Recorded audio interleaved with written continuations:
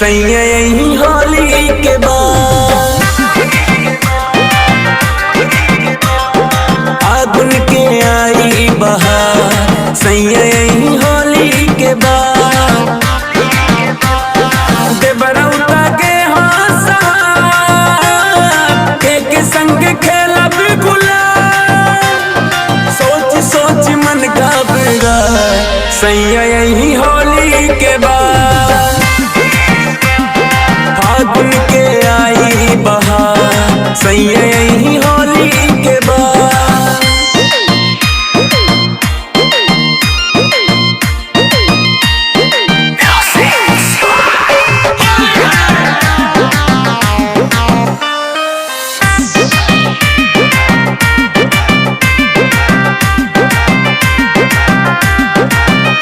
हमरे मन के परेशानी केहू दूसर न जानी।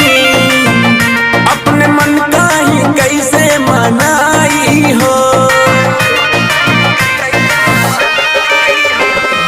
फागुन के रेला लागे दिल में दर्द। अपने दिल का ही कैसे समझाई हो। व्याकुल है मनवा हमार के संग खेलब गुलाल। फागुन के आई बहार। सैया यही होली के बाद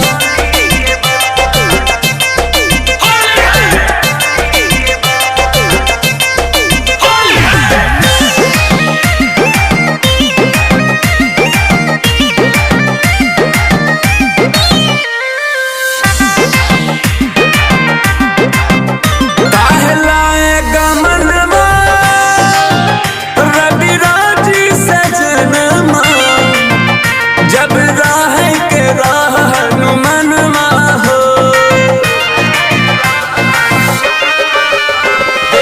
आशीष ठाकुर रह लागे नागपुर। साथ रह लागे उन्हीं के अंकित हो।